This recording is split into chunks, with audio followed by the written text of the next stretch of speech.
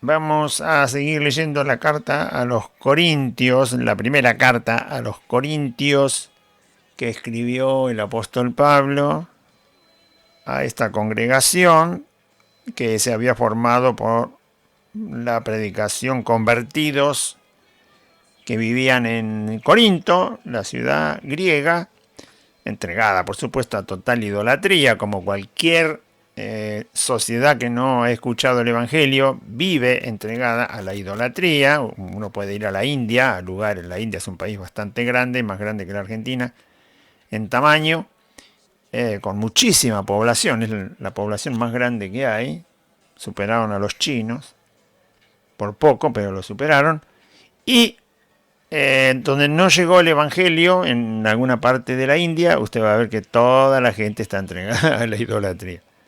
Bueno, o a una religión falsa como el Islam. Que, así que donde no llegó el Evangelio, la idolatría está.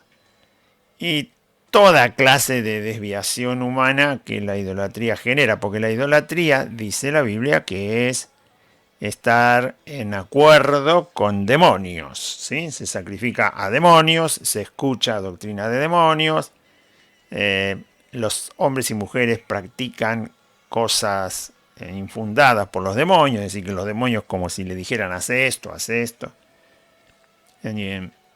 Y bueno, así estaba Corinto. Cuando Pablo llega, predica el Evangelio y gran cantidad de personas se convierten a la verdad de Jesucristo y se forma la congregación de Corinto. Y Pablo se queda 1 año y medio enseñando en Corinto a los hermanos nuevos en la fe.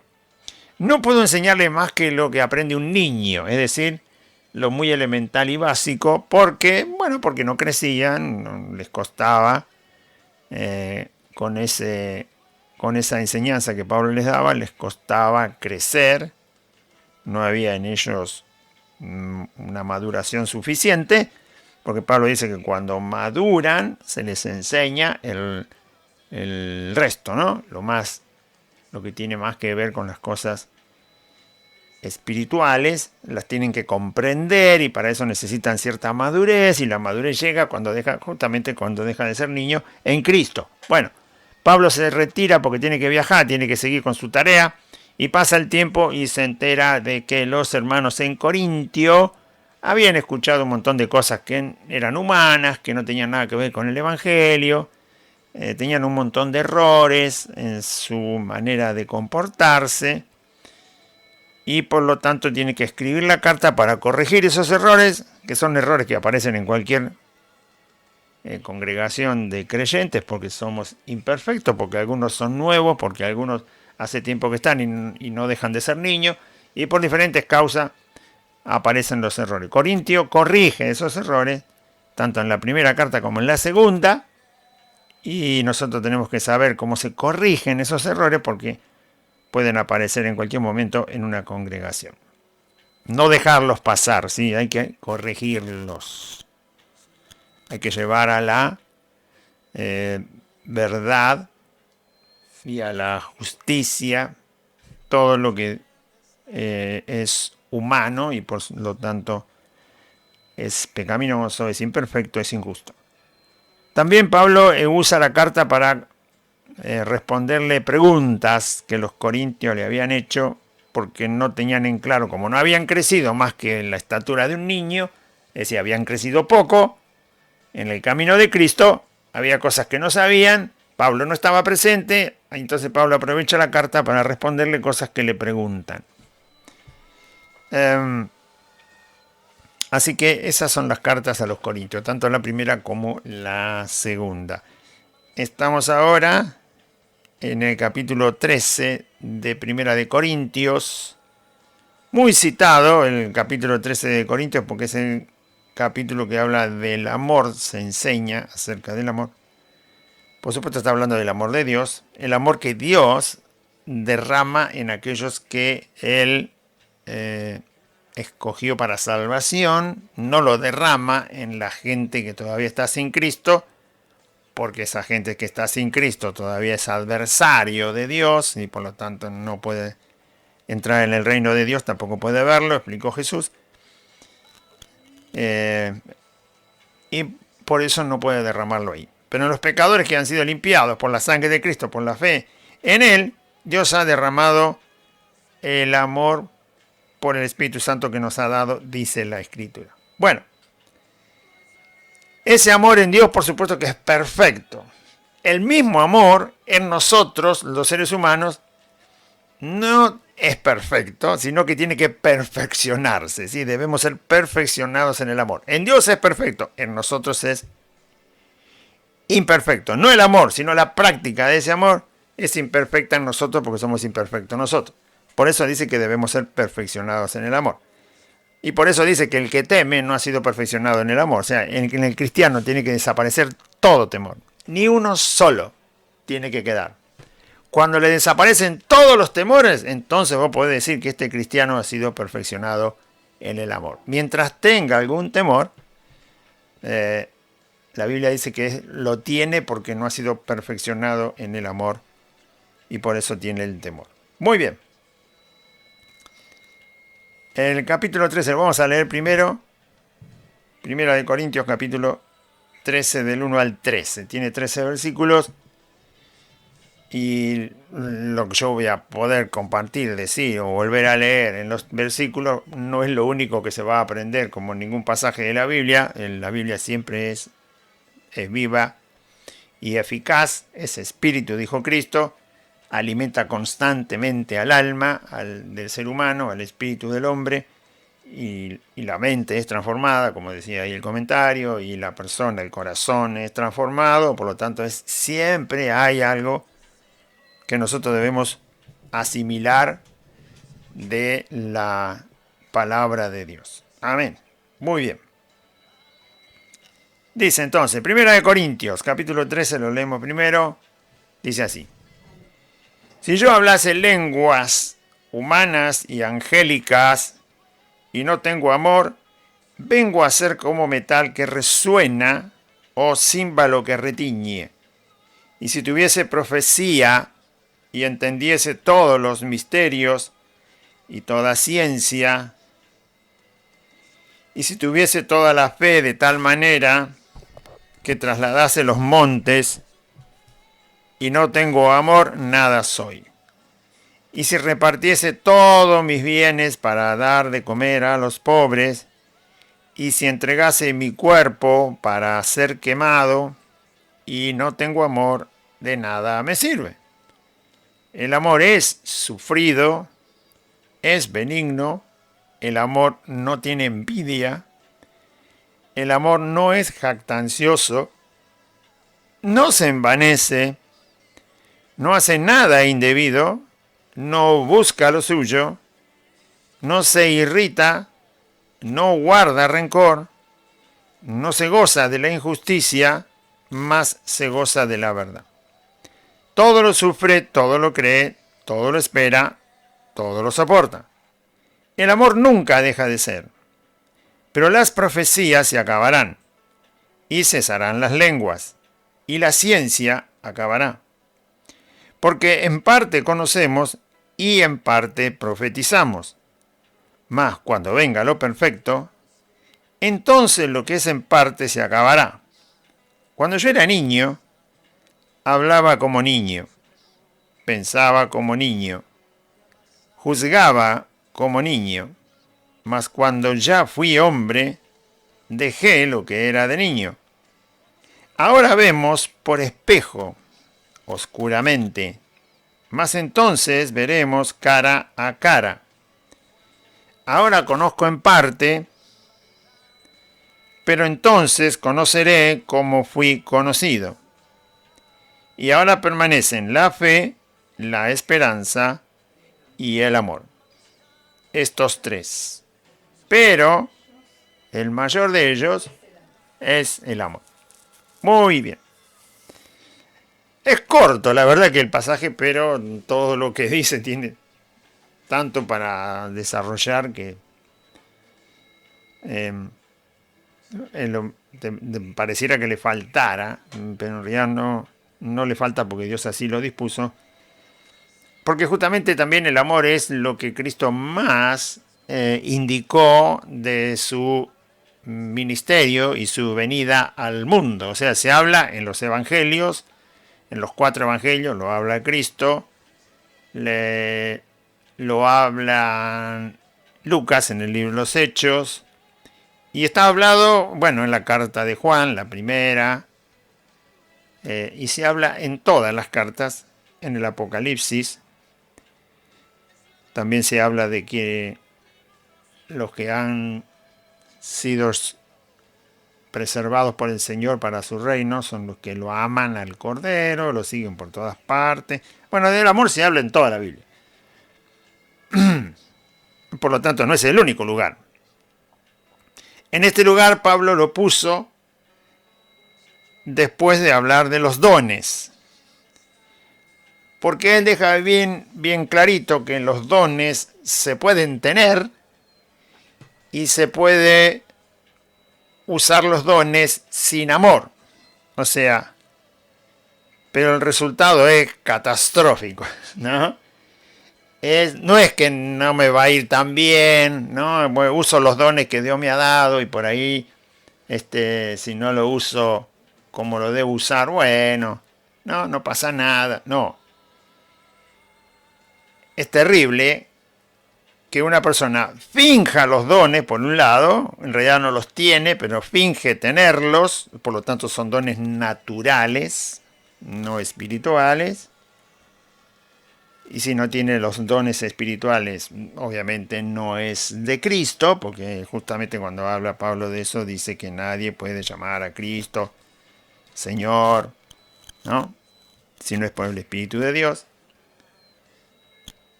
Así que se pueden tener una imitación de los dones espirituales, y por eso hay que conocer cuáles son los dones espirituales, cómo se usan, por qué Dios los ha otorgado. Y después va Pablo, terminando el capítulo de los dones, el capítulo 12, dice, pero yo le expliqué los de los dones y ahora le muestro un camino mejor, más excelente. Que si es más excelente, el amor que él va a explicar ahora, que ya le hemos leído, resulta que hace excelente la utilización de los dones espirituales, porque si el amor es el camino excelente, todo el que tenga el amor de Dios, todo el que se perfeccione en el amor de Dios está perfeccionando todas las cosas. ¿Por qué? Porque el amor es el camino excelente, es donde se encuentra la excelencia de todo. La excelencia del perdón, la excelencia de la verdad, la excelencia de la fidelidad, la excelencia de la fe, la excelencia de la sinceridad. No, algunos dicen hay que ser sincero, hay que ser sincero, hay que ser sincero. Sí, hay que ser sincero, pero en el amor uno encuentra la excelencia de la sinceridad. Es donde la sinceridad es pura, donde el perdón es puro. Porque el camino excelente, que es el amor, hace que todo lo demás también sea excelente. Cuando estamos siendo perfeccionados en el amor. Jesús era el amor en su máxima expresión. No hay alguien que haya amado más que Cristo. ¿Sí? Por eso dijo el Señor que a todos atraería hacia Él. ¿Por qué? Porque en Él está la excelencia absoluta de lo que es el amor, está la excelencia absoluta de lo que es el perdón, está la excelencia absoluta de lo que es la paciencia, y toda la excelencia total, absoluta, sin tacha, sin mancha, sin ningún pecado, está en Jesucristo. Y por eso atrae a todos, ¿no? Y alguno, inclusive aquel que ¿cómo se dice esta palabra que no me acuerdo? Se preste, sí, se diga a sí mismo que está bien, ¿no? O piensa que está bien, sinceramente piensa que está bien delante de Dios, también es atraído. ¿Por qué? Porque Cristo lo supera. Y entonces hay algo que lo supera, que se llama Jesucristo, el Hijo de Dios, donde está la excelencia de todo, lo absoluto de todo, lo que tenga que ver con nosotros los humanos, y por eso somos atraídos. El que no se sienta atraído por Cristo, bueno, y diga que es cristiano, es un hipócrita. Bien, atraído en el sentido de ser como Él, ¿no? Si está satisfecho de cómo es algún cristiano, dice, bueno, yo ya está, ya, como decía el texto, ya sé Biblia, ya sé esto, ya tengo unos dones y todo eso, es totalmente un hipócrita. Bueno, se acopla el micrófono. Ahí va. Vamos entonces a leer el capítulo. Dice, si yo hablase lenguas, hablar lenguas está puesto en el capítulo anterior como un don, ¿sí? Como un don espiritual que ya explicamos que ahora no hay, porque el hablar en lenguas era hasta que el Nuevo Testamento quedara terminado, había que recibir palabra de Dios, y las lenguas, hablar en lenguas era una forma en que los creyentes, no todos, algunos, que tenían el don, recibían de parte de Dios un mensaje para la iglesia. La Biblia dice que el que habla en lenguas, o los que hablaban en lenguas en aquella época, edificaban a la iglesia, le traían un mensaje de parte de Dios para que la iglesia sea edificada, cosa que ahora edificar a la iglesia, a los creyentes, se hace con toda la Biblia, ¿sí? Con la palabra escrita que ya está terminada y está sellada por Dios, porque nada se puede agregar y nada se puede quitar. Por lo tanto, la edificación de nuestras vidas ahora es con la Escritura. En aquel momento estaba la Escritura, el Antiguo Testamento. No todos tenían el Antiguo Testamento para leerlo en su casa. Así que había que edificar a la iglesia de manera hablada, ¿sí? Hablando. Por eso estaban los hermanos hermanos y hermanas que tenían el don de lengua que Dios le había proporcionado. Y en alguna reunión que estaban los hermanos reunidos, Dios usaba el don de lenguas para decirle algo a la iglesia que no lo tenían todavía escrito en ningún libro, ni del Antiguo Testamento, ni tampoco de los libros del Nuevo Testamento que ya circulaban. El Nuevo Testamento tiene 27 libros. Es probable que no circulara ni la mitad de esos libros hasta que pasaron los años y se completaron. Así que había muchas cosas que había que decir de manera oral, hablada. Por eso estaba el don de lenguas. Y estaba todavía cuando Pablo escribió la carta a los Corintios. Así que él habla de el don de lenguas, habla de lenguas humanas y lenguas angélicas, ¿no? Dos tipos de lenguas. Él habla de, bueno, quizás lenguas humanas en el sentido de hablar bien y explicar bien con palabras, y lenguas angelicales, quizás las lenguas en las cuales Dios le hablaba a la iglesia, pero sea lo que sea, son dones. Las dos, las lenguas humanas y las lenguas angelicales. Él también habla de la profecía, que también estaba presente el don por la misma causa, hasta que el Nuevo Testamento quedara terminado. Habla de entender los misterios de Dios, que también es un don. Habla de la ciencia, el conocimiento de la persona de Dios. Así que tenemos lenguas humanas, lenguas angélicas, profecía, entender misterios, ciencia y la fe. Yo marqué 7 acá. Ah, y amor. No sé por qué marqué 6. 1, 2, 3, 4, 5, 6 y 7. Bueno. Que después lo vuelve a nombrar más adelante algunos de estos dones. 3 dones.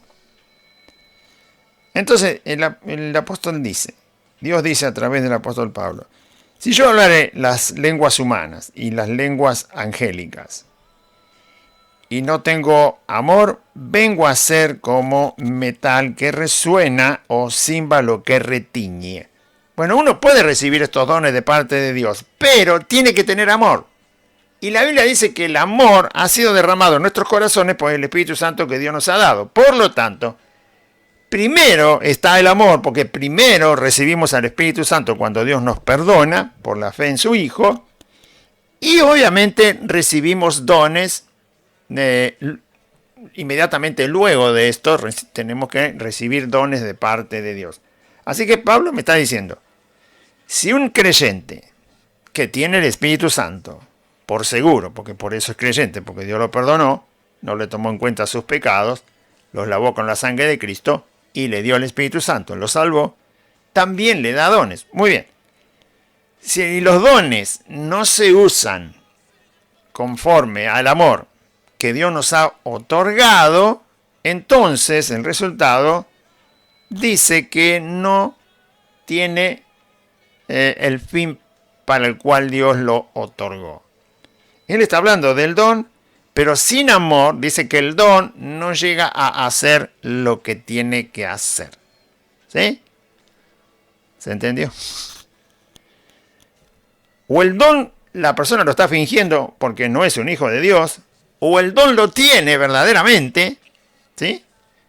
Pero no está usando el don como corresponde junto con el amor de Dios. Porque las dos cosas le han sido otorgadas a un creyente.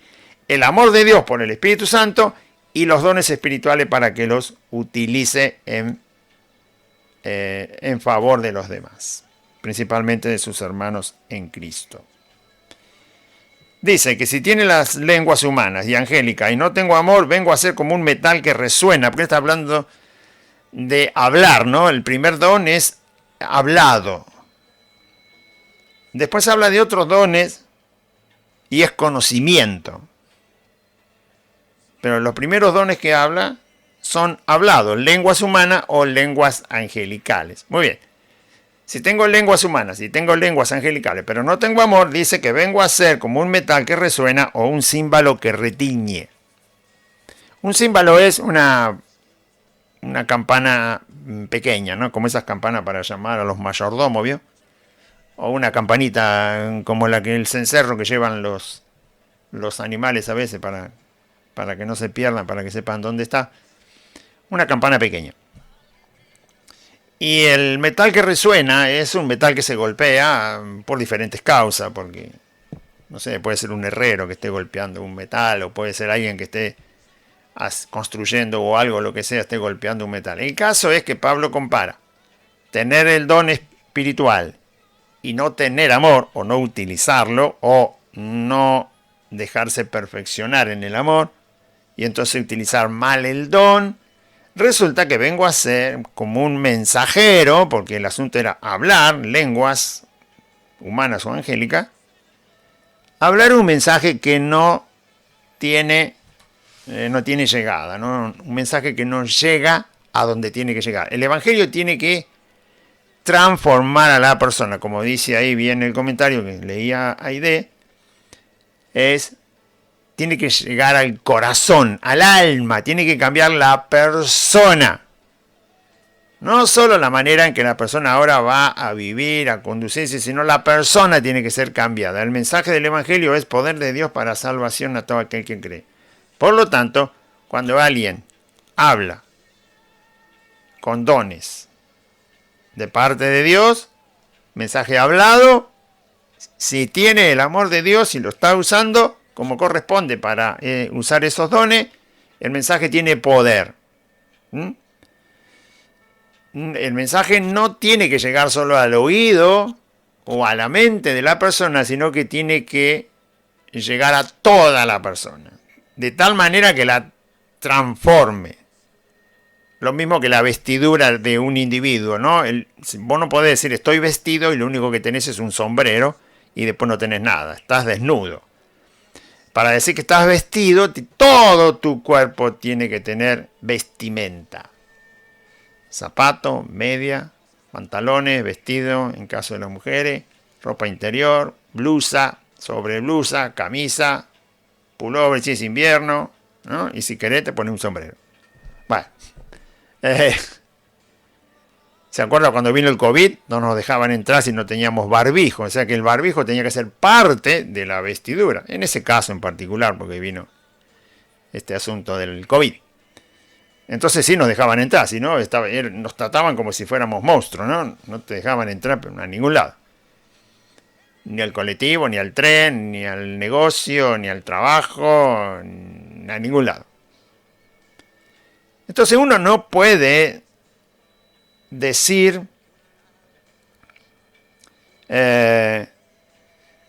el mensaje de Dios tiene que llegar a toda la persona, a toda la persona. Llega a toda la persona cuando el mensaje que se habla, como dice Pablo, los dos primeros dones que él está citando, también se utiliza teniendo amor. Si utiliza ese don, el de lenguas humanas, angélica ya no hay, ya lo dije. Pero sí, lenguas humanas, hablar el mensaje, explicar el mensaje, exponerlo, anunciarlo, predicarlo. Bueno, si se hace con amor, tiene poder.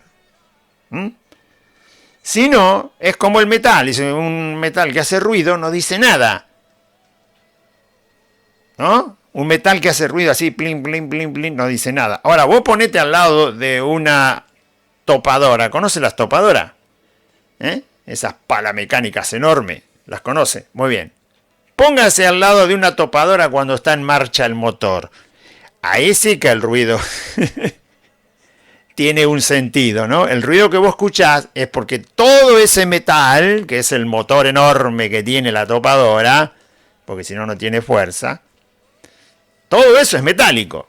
Ahí hay aluminio, ahí hay bronce, hay hierro, hay acero. Todo ese ruido que vos escuchás es porque un montón de metal está haciendo ruido. Pero ese ruido, el de esa topadora, ese ruido dice algo. Ahora, si vos golpeás una cacerola con una cuchara, también es un ruido metálico, pero no dice nada, porque no hay ningún poder, porque no hay nada. En el semejante motor que tiene la topadora, ahí hay poder. Ahí hay un poder organizado, bien calculado, calibrado, que en definitiva después te da el poder que tiene la pala mecánica o la topadora. Entonces, un metal que hace ruido o una campanita que apenas se escucha a media cuadra no dice nada. Si uno habla y no tiene amor, el mensaje, estamos hablando del mensaje de Dios, no llega a ninguna parte. Solo llega al oído, un poco a la mente de la persona, y la persona por ahí se siente bien, se siente un poco contenta, satisfecha, como decía la idea al principio, distraer a la gente, llevarla a la reunión, tenerla 2, 3, 4 horas bailando, saltando, y por supuesto que se va a olvidar un poco de sus penas, pero su persona nunca llega a recibir el poder transformador del Evangelio. Básicamente Pablo dice, no tiene poder. Una campana antes, en la antigüedad, cuando no había medios de comunicación, había que llamar a la gente por alguna noticia que él iba a dar el rey, o el príncipe, o el duque, y entonces se usaban grandes campanas, ¿sí? Campanas gigantes, que después la usó la Iglesia Católica para llamar a misa, ¿no? Bueno, pero son campanas grandes, muy grandes. ¿Por qué? Porque cuando vos la haces sonar, de tan grande que es la campana, se escucha lejos la campana. Y por eso toda la gente del pueblo o de la pequeña ciudad entendía que había que ir a concentrarse en la plaza mayor siempre, porque iba a venir un mensaje importante del duque, del rey, del príncipe, de la reina. Y por eso la gente venía, porque la gran campana expandía su aviso muy lejos y todos se enteraban.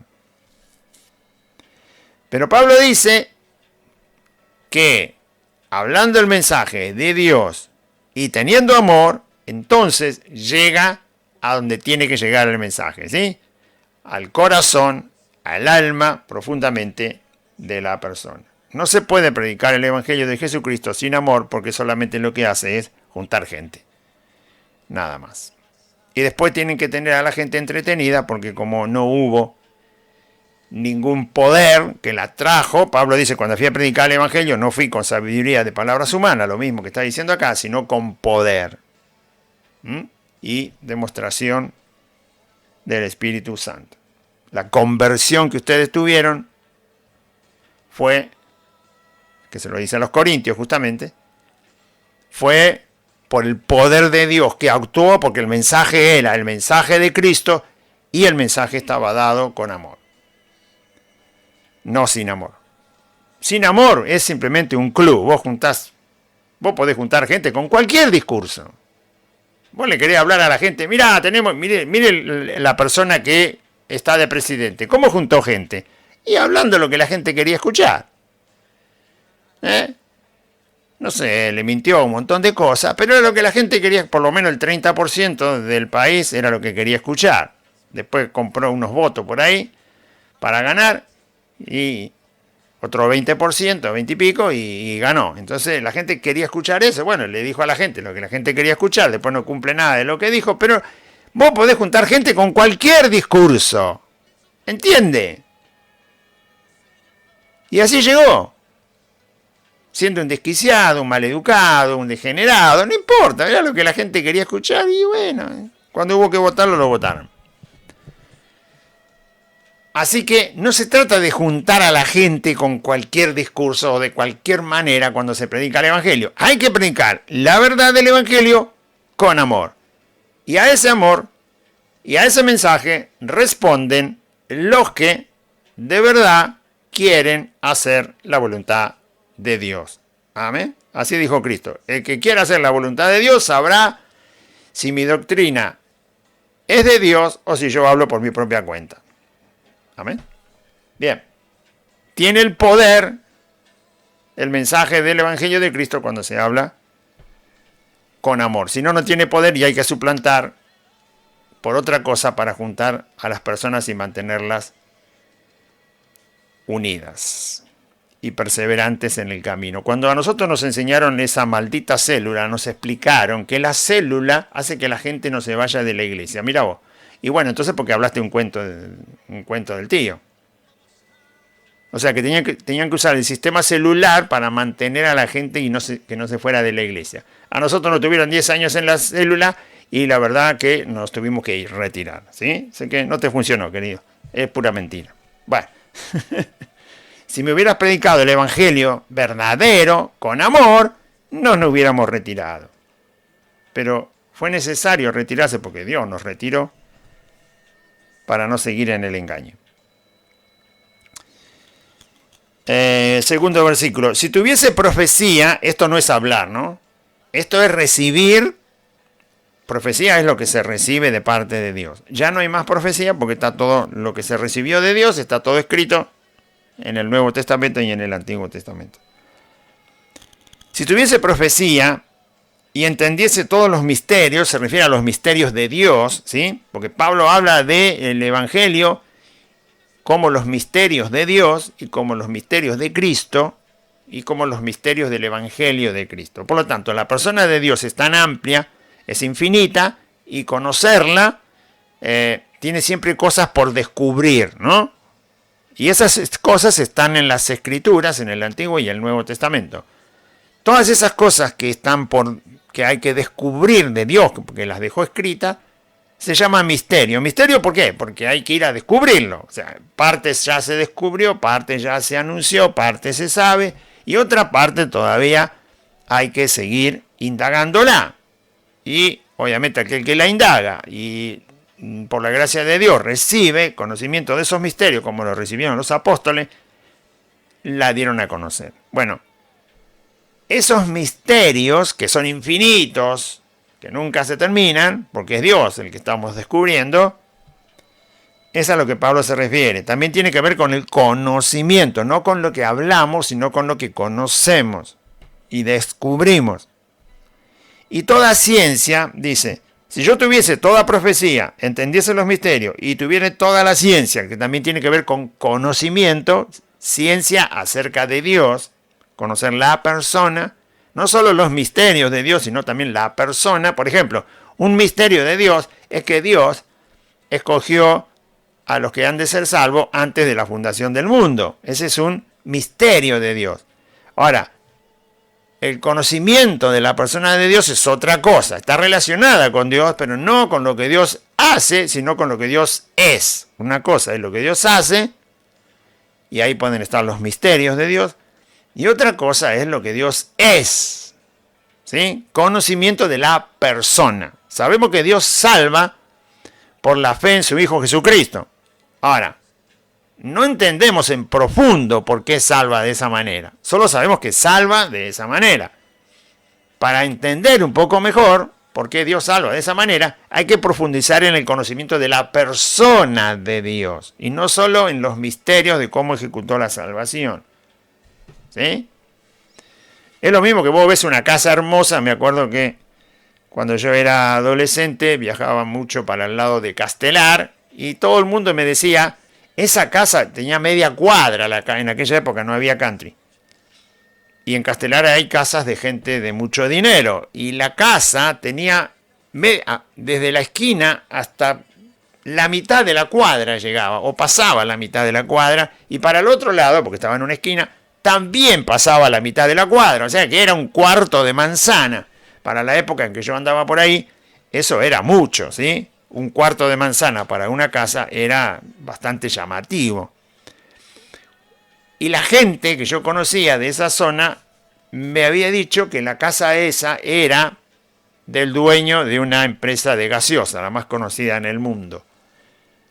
O sea, el dueño no de la empresa, sino del dueño del representante de la empresa en Argentina, ¿no? El que manejaba esa empresa en Argentina era el que vivía en esa casa. Por eso tenía semejante mansión, por la plata que ganaba. Lo que quiero decir es que yo conocí la casa y era de esa persona, pero no conocía a la persona. Conocí la casa por fuera, pero nunca conocí a la persona. Hay gente que conocía la casa por fuera y también conocía al dueño de la casa, pero no era mi caso. Yo solo conocía la parte externa de la casa de esa persona tan importante. Por lo tanto, se conocen los misterios de Dios y también se conoce la persona de Dios.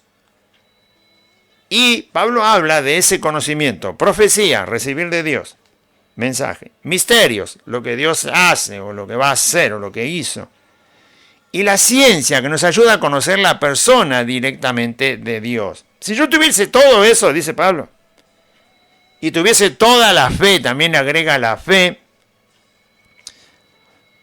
porque se supone que la fe es por confiar en Dios. Por lo tanto, primero te pone lo que vos de Dios podés alcanzar y vas añadiendo a todo eso, y después la confianza en Dios, ¿no? Entonces Pablo dice, si conoces a Dios, se supone que tu fe también aumenta. Si conoces los misterios de Dios y de Cristo, se supone que tu fe aumenta. Muy bien, conoces, dice Pablo, y tenés fe, y con esa fe hasta podés trasladar los montes, y no tengo amor, nada soy. Nada soy. No soy nada. O sea que un hijo de Dios está llamado a conocer a Dios. Un hijo de Dios está llamado a conocer los misterios de Dios. Un hijo de Dios está llamado a creer lo que dice Dios. Pero un hijo de Dios está llamado a tener o entender que tiene también el amor de Dios, que Dios le ha otorgado. No podemos estar ajenos al amor, porque el amor también se nos ha concedido. O sea que hay que ser perfeccionado en el amor. Hay que usarlo. O dicho de otra manera, aprender a usarlo. Lo tenemos porque Dios me lo ha otorgado. Lo mismo que la Biblia. La Biblia Dios la ha otorgado para que todos la leamos. Inclusive los que no tienen a Cristo la leen. Pero hay que saber usarla. Pablo dice que el que la usa mal, el que la tuerce, ¿sí?, y saca provecho de eso para enriquecerse, ese se va a perder, se va a ir al infierno. Pero tiene algo que es una herramienta que Dios dio al mundo, la verdad, sí, pero la usa mal. Por lo tanto, se puede tener todo ese conocimiento y usarlo mal, usarlo sin amor. Si se usa sin amor, la Biblia dice nada soy, ¿no? Si nada soy, te quiero ver el día que estés delante del Señor. Esa palabra que nada soy, o sea, es donde uno puede decir que hay personas que conocen Biblia, entienden cosas de la Biblia, entienden en parte la persona de Dios, porque de manera total no la entiende nadie, porque es infinito Dios, y hasta parece que tienen fe de tal manera que generan cosas, pero si no tiene amor, Pablo dice definitivamente esa persona no dice que no es hijo de Dios, dice que no es nada. No es nada. Directamente no es nada. Por lo tanto, uno concluye que esa persona está perdida. No es una persona que se salve. ¿Y cómo es que ha alcanzado conocimiento? Bueno, lo alcanzó en la carne, el conocimiento. Lo alcanzó en una persona que no es hijo de Dios. ¿Y de dónde entonces hace mover los montes? Se pregunta uno, porque si hace mover los montes, te imaginas cuántas cosas hace. Bueno, la respuesta también está en la Biblia. La Biblia dice que Satanás tiene sus ministros y a sus ministros Satanás también les da cierto poder. No todo el poder que Dios otorga a los que son sus hijos y sus verdaderos ministros, pero sí suficiente poder como para engañar. Y la Biblia dice que el anticristo va a venir anticipado. Su llegada, la venida del anticristo, va a ser anticipada por personas que van a estar al servicio del diablo, ejerciendo mucho poder, haciendo señales y prodigios mentirosos. O sea que el poder de la fe puede ser fingido con algo que no tiene nada que ver con la fe en Cristo, sino con una sumisión a los poderes demoníacos de personas que van a entregarle su vida por completo a Satanás, como dice el dicho del mundo, le vendió el alma al diablo, a cambio de poder. De un poder sobrenatural que actúa dentro de lo natural, porque mover un monte es actuar dentro de lo natural, un monte no se puede mover. Lo podemos volar con dinamita por los aires, con una bomba atómica si querés, pero moverlo no. Entonces es un poder que ha recibido gente engañosa de parte del diablo que los está usando y que por lo tanto ahí no hay amor, pero hay manifestaciones poderosas. Y la Biblia las define como prodigios y señales mentirosos, con todo engaño de Satanás. Y por eso Pablo dice, nada soy. Directamente, si no sos nada, directamente no sos salvo. Porque a los salvos se les llama justos. A los salvos se les llama hijos de Dios. A los que son salvados por Dios se los define de otra manera. Se los llama como discípulos de Cristo. Se los llama hermanos en la fe. Se los llama hijos de Dios. ¿Sí? Se los llama los justos. Los que guardan la fe, los que guardan la verdad, los que guardan los mandamientos del Señor. O sea, definir algo te está explicando lo que es. Por lo tanto, Pablo dice, cuidado, porque podés tener conocimiento, podés tener comprensión, pero y hasta podés tener un poder que actúa dentro de lo natural, y se lo va a llamar poder sobrenatural, porque hace cosas que no se hacen en lo natural, y no tener amor. Si no tenés amor, entonces no tenés al Señor Jesucristo. Si no tenés al Señor Jesucristo, no tenés el Espíritu Santo. Por lo tanto, esa persona no es una persona salvada. Es de ahí que hay tantos falsos predicadores que vos decís, bueno, pero ahí hay poder, yo fui y me sané, y el otro dice, yo fui y prosperé, yo fui y me resolvió el problema, yo fui, todos fueron, todos recibieron cosas poderosas, sobrenaturales, ¿no? Éramos 5, ahora somos 50.000, ¿no? Todo poder, algo, bueno, que ahora son 50.000, no es nada, que ganó de presidente se llevó 14 millones de personas atrás, así que mirá vos, ¿sí? ¿En cuánto lo hizo? Lo hizo en menos de un año, porque la campaña política para presidente tarda, ¿cuánto tarda? Empieza en mayo, que tenés que presentar las listas, y termina a fin de año. Menos de un año dura la campaña política para presidente, ¿no? Más o menos empieza en abril, mayo, y termina en octubre, que se vota. ¿Sí? ¿Cuánto dura? Poquito. Y se llevó 14 millones de personas atrás de él. ¿Qué tal? Bien. Así que cuidado cuando los falsos predicadores se jactan de tener 50.000. La mentira también atrae, ¿Y cómo?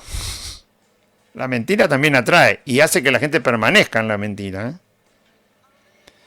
Por supuesto, un día se va a terminar el poder atractivo de la mentira, porque va a haber que rendir cuentas a Dios.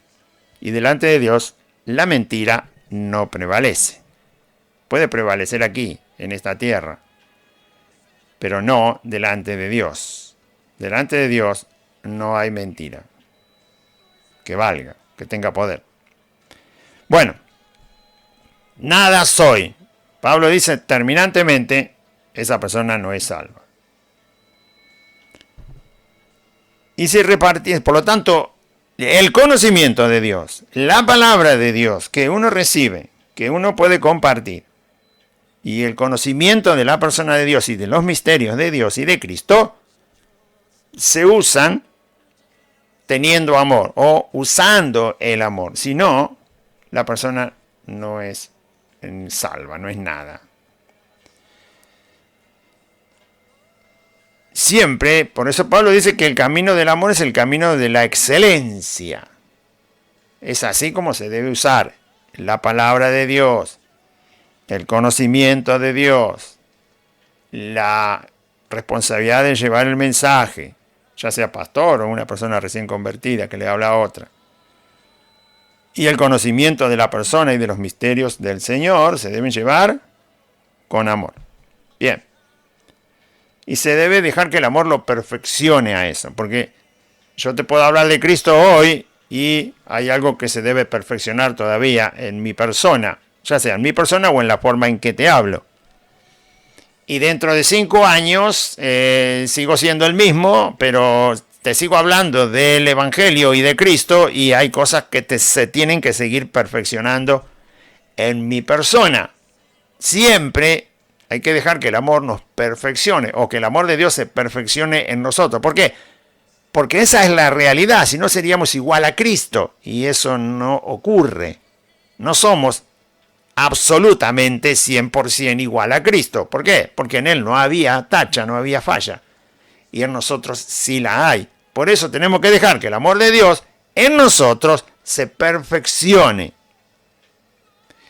Si el amor de Dios se perfecciona en nosotros, lo que se perfecciona es nuestra persona, nuestro ser, como individuos. Ya que hemos sido salvos y limpiados por la sangre de Cristo, tenemos que dejar que Dios nos perfeccione. Y si repartiese todos mis bienes para dar de comer a los pobres, y si entregase mi cuerpo para ser quemado, y no tengo amor, de nada me sirve. No hice nada. Pablo ahora habla de un sacrificio, ¿no? Si entrego mis bienes para que coman los pobres porque tienen hambre, todos mis bienes, no una parte. Todos, un sacrificio al máximo. Decían, yo me hago pobre para que me deshago de todo lo que tengo, lo vendo. Bien al extremo se va el apóstol Pablo, porque si no, después queda alguien en el medio que dice yo ayudo a los pobres, yo le doy, siempre doy una parte. Bueno, ¿no? Todo el mundo se está jactando de ayudar a los pobres. Y Pablo dice, muy bien, yo vendo todo, absolutamente todo lo que tengo. Me quedo sin nada, solo con la ropa puesta, y ese dinero es para darle de comer a los pobres. Un sacrificio tal, no podés ir más lejos que eso, es imposible ir más lejos que eso. Porque cualquiera que le da a los pobres sigue viviendo en su casa. Bueno, tu casa no la vendiste, pero le diste a los pobres. Sí, pero Pablo dice, no, yo vendo mi casa. y le doy de comer a los pobres. Vos le das de comer a los pobres y la bicicleta que tenés todavía la tenés, no la vendiste. Ni Pablo te dice, no, si yo tuviera bicicleta también vendo la bicicleta, vendo el caballo, vendo las ovejas, vendo el campo, vendo mi casa, vendo las herramientas, vendo todo lo que tengo, aunque no tenía casi nada Pablo, pero él puso un ejemplo. Si yo vendiera todo lo que tengo, me quedo sin nada. Y todo ese dinero, me voy a vivir como Juan el Bautista, en el desierto, como Elías. Y todo el dinero lo uso para darle de comer a los pobres.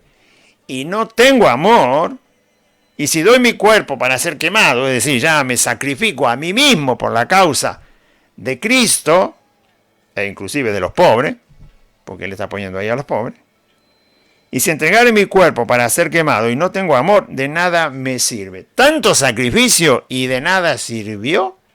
Si no tengo amor, dice el apóstol Pablo, si no tengo amor, no sirvió de nada. ¿Por qué es tan importante el amor ante un sacrificio tal que una persona puede hacer? Porque Pablo está hablando de un sacrificio que le genera un bien a los pobres, ¿no? Le está generando un bien, porque no tienen que comer y yo vendo todo y le doy de comer a los pobres. Y me entrego en un sacrificio personal inclusive, para que puedan comer o estar un poco mejor los pobres. La pregunta es, ¿por qué no sirvió de nada? Porque Pablo dice, de nada me sirve. ¿Me hace mejor individuo darle de comer a los pobres? No, si no hay amor, Pablo dice que no. Primero tenés que ser mejor individuo por el amor de Dios, que Dios te ha derramado en tu corazón, y luego poder dar de comer a los pobres.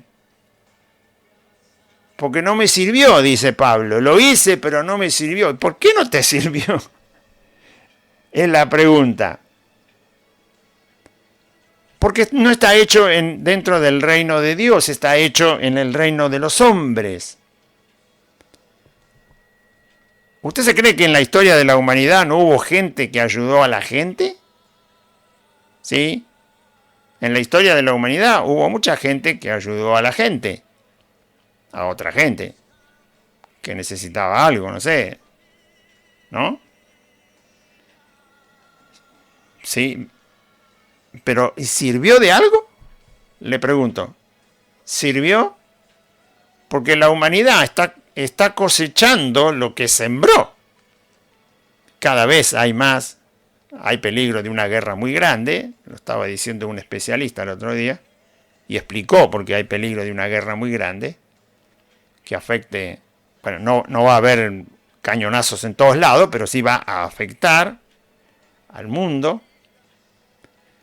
Las guerras que hay hoy afectan al mundo, pero si la guerra se expande en cuanto a quienes quieren actuar en esa guerra, también va a afectar mucho más. Hay mucho odio en el mundo, hay mucha falta de cosas virtuosas, bondadosas. No hay justicia verdadera en el mundo, hay mucha injusticia en todas partes, hay mucha intolerancia, hay mucho odio, hay mucho rencor. Entonces el mundo está cosechando algo que se sembró en algún momento. Porque si hubiera servido lo que los hombres, sin el amor de Dios, hicieron, entonces se estaría cosechando eso. Si hubiera servido. Pero Pablo dice que no sirve. No sirve ser bueno simplemente y luego esperar que se coseche. No sirve. Pablo dice que si no está el amor de Dios, el bien que se hace, no sirve para nada. No se cosecha. Es como una semilla que planta y no saca fruto. Saca la plantita, saca hojas, saca flores, todo bonito, pero el fruto no sale nunca. Son las plantas silvestres, ¿no es cierto? Está todo lindo, pero no hay fruto. Así dice Pablo que somos si hacemos el bien y no tenemos amor. No se cosecha nada. No se cosecha nada. Porque el mundo está cada vez más malvado y sin embargo hubo mucha gente no creyente, no cristiana, que hizo muchas cosas buenas en la humanidad y sin embargo no se pudo cosechar ese bien. Ese bien se lo tragó el mal. ¿Sí? Se libertó a las naciones, se hicieron constituciones en todos los países, se usaron sistemas más justos, más democráticos, más fieles, se buscaron mejores jueces, mejor justicia y el mundo está cosechando todo lo contrario. ¿Cómo puede ser que se siembre una cosa y se coseche otra?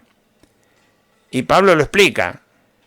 Se puede pretender sembrar lo bueno, pero si no hay amor, eso que pretende ser bueno resulta que no lo es. Jesús explicó bien clarito que no se puede cosechar frutos buenos de árboles malos. Si los árboles son malos, el fruto será malo. Si los árboles son buenos, el fruto será bueno. Y él hablaba de los hombres y mujeres de este mundo. Y Pablo te está diciendo que vos podés tener una apariencia de bueno, pero si no está el amor de Dios, eso se califica como no bueno.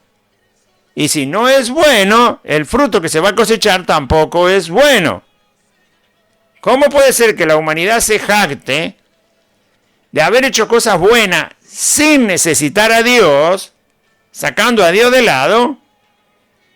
Porque así se jacta la humanidad, de haber hecho progreso, de haber hecho democracias, de haber hecho juicios y cosas buenas, sin Dios. No necesitamos a Dios. Muy bien, ¿cuál es el fruto que están cosechando? ¿Cuál es el fruto que están cosechando? Hay delincuencia en todos lados del mundo, más o menos. Hay violaciones en todos lados del mundo. Hay homicidios, asesinatos en todos lados del mundo. Hay injusticia, hay cosas sangrientas en todos lados del mundo.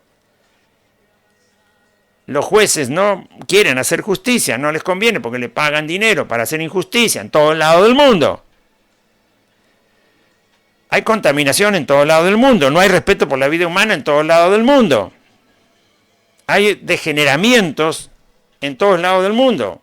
Hay inmoralidad sexual en todos lados del mundo. Es practicada, es legal. ¿Cómo puede ser que esté cosechando tanto mal la humanidad? Sí, dicen ellos, hicieron cosas buenas. La respuesta es aquí, la tenemos. Si no hay amor, de nada sirve. Si hay amor, entonces dice Pablo, lo que se cosecha tiene que ver con el amor de Dios. Y usted dirá, ¿dónde se cosechó entonces? En los que son salvos. Cuando se predicó el Evangelio sanamente, por personas que fueron ministros sanos del Evangelio, Jesús dijo que la mies es mucha, los obreros son pocos. Y que nosotros vamos a cosechar lo que otros sembraron. Otros sembraron genuinamente el Evangelio y lo que se cosechó cuando se sembró genuinamente el Evangelio y se enseñó con amor el Evangelio, son creyentes en esta era. Pablo dice, ustedes son mi fruto en Cristo.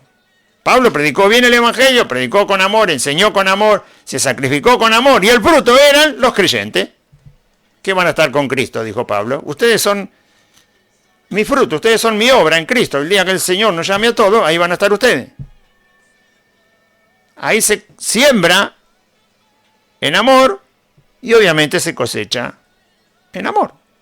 Los verdaderos creyentes que van a ir con el Señor al cielo es la cosecha de haber sembrado genuinamente, verdaderamente el Evangelio por parte de aquellos hombres y mujeres que hablaron y enseñaron y vivieron el Evangelio en temor a Cristo. ¿Se entendió? Si no entiende, congréguese para que escuche más tiempo la palabra del Señor. Muy bien, vuelvo a repetir, versículo 3, 1 Corintios 13:3. Y si repartiese todos mis bienes para, eso es sacrificio, ¿no? Para dar de comer a los pobres, una obra buena. Y si entregase mi cuerpo para ser quemado, yo me sacrifico para que se salve otro. Y y no tengo amor, de nada sirvió. No se hizo nada. Y por eso el mundo y los falsos predicadores y los falsos creyentes siembran amor y cosechan todo lo contrario. El amor, ahora define el amor con 16 características de lo que hace y de lo que no hace.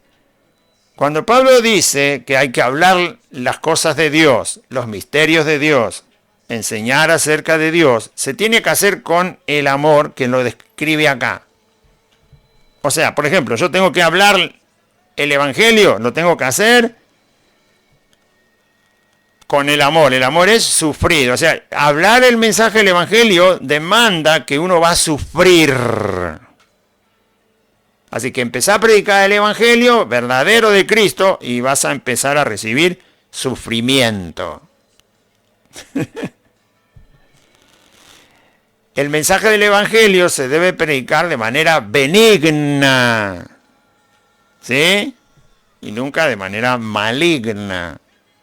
Y así, ahora lo voy a leer.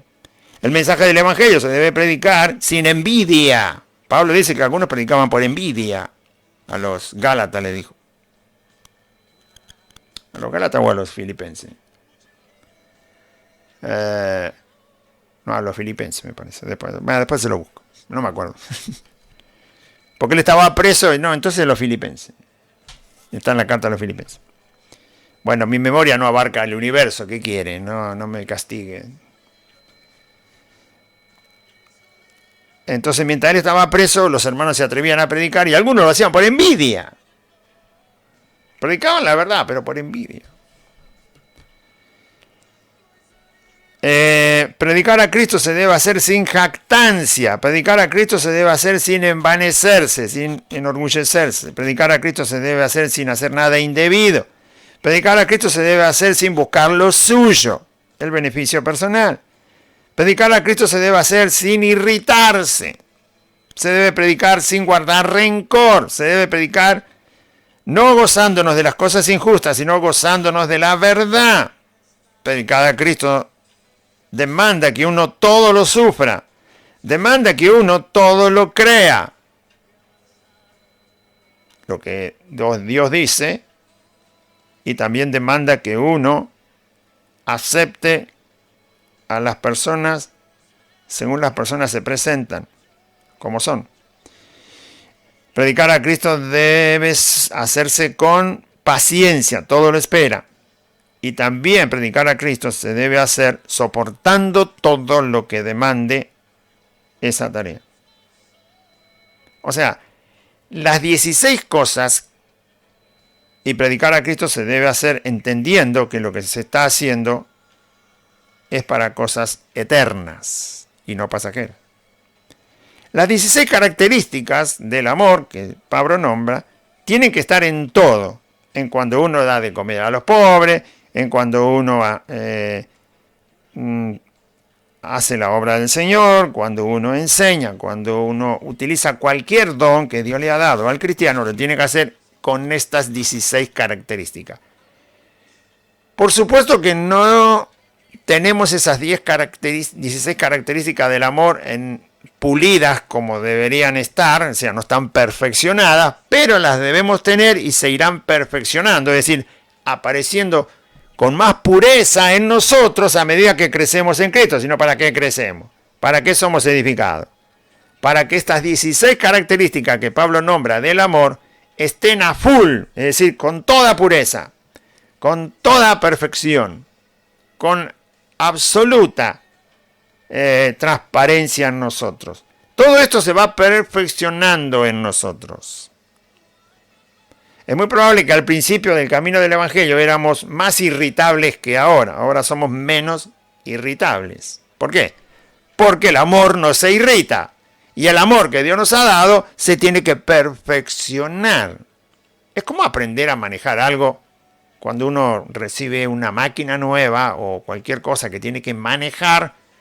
No la sabe manejar bien cuando empieza, pero el problema no es la máquina. El problema es que yo aprenda a manejarla de manera total, completa y de manera perfecta. Una vez que la aprendí, bueno, como dicen algunos, con los ojos cerrados la manejo. Bueno, el amor de Dios ha sido derramado en nosotros. Muy bien, lo sabemos usar a plenitud, a perfección, sin falla, sin error, no, lo vamos aprendiendo. Y a eso se le llama en la Biblia ser perfeccionado en el amor de Dios, o que el amor de Dios se perfeccione en nosotros. No porque el amor de Dios no sea perfecto, nosotros somos imperfectos. Como el que no sabe manejar bien una máquina hasta que lo aprende de manera ideal. No es la máquina la que necesita ser mejorada. Y ese sería el amor de Dios. El amor de Dios no tiene que ser mejorado, es perfecto. Somos nosotros los que tenemos que utilizar el amor de Dios de manera ideal, sin equivocarnos, para la gloria del Señor. Amén. Bueno. Entonces Pablo dice, el amor define el amor. Él te lo define. El amor es sufrido. Se refiere al amor de Dios que Dios nos concedió y que yo tengo que utilizarlo, tengo que vivirlo. Y así tengo que ser hijo de Dios.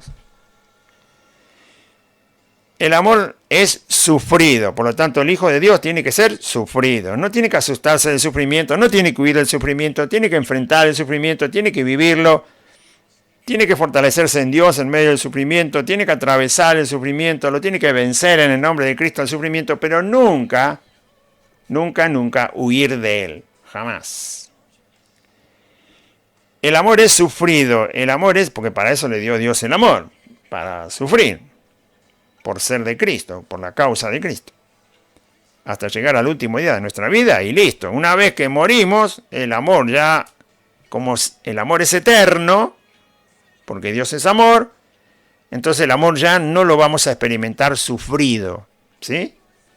Sino con gozo perpetuo. Mientras tanto, el amor de Dios lo experimentamos con gozo, pero también sufrido. El amor es sufrido, sí, va a seguir siendo el mismo amor, pero hay una parte, Dios es amor, imagínense lo que es el amor. Jesús fue sufrido cuando vino al mundo, y en la cruz ni te cuento, ¿no? Entonces, ¿fue sufrido ahí? Sí, después que ascendió a los cielos. ¿Siguió siendo sufrido? No, porque ya murió, ya recibió el castigo de nuestra maldad, ya fue a la muerte, ya resucitó, ya ascendió a los cielos. Ahora, Jesús sigue siendo el mismo. Jesús es Dios, es amor, sí. ¿Tiene el particular de sufrido? No, en la persona de él ahora no. Si querés andar a clavarle un clavo en la mano a Jesús, vas a ver cómo te va a ir. Y la misma senda nos toca a nosotros. Cristo vino a hacerse humano para salvarnos. Y ahí mostró el amor sufrido. Ahí lo mostró. El amor es sufrido, porque si Cristo no venía, nosotros pensábamos que el amor no debería ser sufrido. Pero como Cristo vino, es el amor pleno, Él mostró que el amor también es sufrido. Hay una etapa donde el amor es sufrido. Muy bien. ¿Cuándo termina esa etapa? Cuando nosotros seamos resucitados en gloria, para estar en gloria con el Señor para siempre. El amor es sufrido, es benigno. Siempre hace lo bueno. Así se predica, haciendo lo bueno. Así se enseña, haciendo lo bueno. Así se muestra el ejemplo, haciendo lo bueno. Es benigno, tiene que transmitir benignidad a las otras personas. El amor, usted dirá, ¿y somos así de perfectos? No, pero el amor de Dios nos perfecciona. Justamente cuando el amor de Dios se va perfeccionando en nosotros es cuando más mostramos benignidad en nuestro pensar, en nuestro hablar, en nuestro decir, en las intenciones del corazón, en lo que llevamos adelante, en aquello que nos negamos a hacer porque sabemos que no es bien para nadie, ¿no? Por eso yo no sé cómo los cristianeitos dicen, el presidente lo puso Dios, así que hay que dejarlo porque hace todo bien. No me digan, en serio. No, Dios no lo puso. Dios estableció que haya gobernantes, pero la gente eligió al presidente. No lo eligió Dios. No lo ponga a Dios responsable de algo que Dios no ha hecho. Y porque la iglesia evangélica lo apoyó, parece que es un semidios, como dice él, que es un semidios. No, no es un semidios, ni tampoco hace las cosas bien.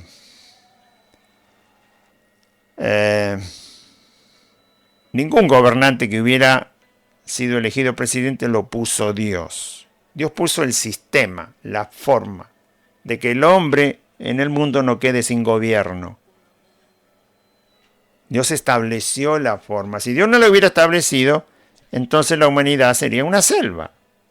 Listo, vos sos más fuerte y podés destruir al otro. Y sacarle todo el provecho que quiera. ¿Por qué se cree que el hombre es abusador? Porque quiere sacarse de encima el sistema que Dios puso. Porque el sistema lo puso Dios. Es decir, alguien tiene que ejercer gobierno para que el resto viva quieta y reposadamente. Si no quieren ese sistema, entonces la gente es abusadora, avasalladora, destructora, manipuladora, sanguinaria. ¿Se entiende? Por eso se quieren sacar de encima ese sistema, que nosotros lo conocemos con el sistema de gobierno, porque inclusive ese sistema lo puso Dios, ¿no? Por eso los gobiernos no quieren respetar la Constitución, por eso los gobiernos, quien quiera que sea, quieren evadir las leyes, por eso los gobiernos, cualquiera que sea en cualquier parte del mundo, son corruptos, dejan de lado lo que formó un gobierno para que la gente viva quieta y reposadamente en toda piedad y bondad, para que no se castigue al malo cuando son ellos. ¿Sí? Es fácil. Si no, estarían contentos de respetar la ley y la Constitución y la forma de gobierno de un país, cualquiera que sea. Pero no están felices. La guerra, por ejemplo, y cualquiera que esté a favor de la guerra como instrumento, está en contra del sistema que Dios estableció de gobierno. Porque la guerra no puede hacer vivir a la gente en quietud y en reposo y en paz, como dice la Biblia que deben hacer los gobiernos. Cualquier guerra hace que la gente viva inquieta, molesta, insegura, insatisfecha, temerosa, y no pueda desarrollarse como persona. Así que cualquier gobierno, dígame qué gobierno no tiene fuerza militar para hacer la guerra. ¿Vio? Porque no les gusta el sistema que Dios estableció. ¿Y para qué lo estableció? Muy bien, seguimos entonces. El amor es sufrido, es benigno. El amor no tiene envidia. No se puede predicar con envidia, con competencia, con todas esas estupideces. Que somos más, que somos mejores, que alcanzamos el mundo, que hicimos campaña por todos lados, que somos misioneros. Todo eso tiene competencia. Y si hay competencia, hay envidia, porque si no, ¿por qué se compite? Acá hay dos clubes de fútbol muy famosos y se tienen envidia. ¿Por qué? Porque uno dice, yo tengo tantas copas ganadas, y el otro dice, no, yo tengo más, y yo gané acá, y yo gané allá. Y están siempre compitiendo para ver si logran tener otro premio, otra copa en el club. Y eso lo mueve la envidia. Tenemos más socios, tenemos mejor cancha, ahora me quiero hacer una cancha más grande para ganarle al otro. Y todo eso es envidia. Los grandes recitales se hacen en mi cancha y en la del otro no. Todo es envidia. La competencia genera envidia. Si no quitas la competencia, la envidia va a seguir existiendo. Así que no se puede predicar el evangelio por competir. Nosotros mejores, los otros peores. Nosotros más, los otros menos. El amor no tiene envidia, el amor no es jactancioso, no se envanece, las dos cosas prácticamente van juntas, ¿no? Jactarse de, Pablo dice, todo lo hemos recibido, los que somos hijos de Dios sabemos, entendemos ahora, antes no entendíamos nada, pero ahora entendemos que todo lo hemos recibido, inclusive la vida natural, el haber vivido un tiempo en el mundo sin conocer a Cristo, también lo hemos recibido de Dios. No quiero decir que hicimos lo que Dios quería cuando estábamos en el mundo, pero sí recibimos ese tiempo de vivir sin que Dios viniera a nuestro encuentro, también lo recibimos de Dios. Así que no fue malo lo que hicimos, pero no el tiempo que vivimos. El tiempo, a mí me tocó 25 años sin conocer a Cristo. Muy bien, esos 25 años sin conocer a Cristo hice lo malo. Eso no lo recibí de Dios. Hacer lo malo no lo recibí de Dios. Lo que recibí de Dios son los 25 años sin morirme, para llegar a conocer a Cristo a los 25 años. Entonces Dios me dio por su gracia 25 años sin conocerlo, haciendo todo el mal que quería, pero no muriéndome. Que nadie me matara, ¿no? O que no me muriera por alguna causa. Así que eso también lo recibimos de Dios. No el hacer lo malo, eso no, pero el tiempo sí. El tiempo y el cuidado de no morirnos lo recibimos de Dios.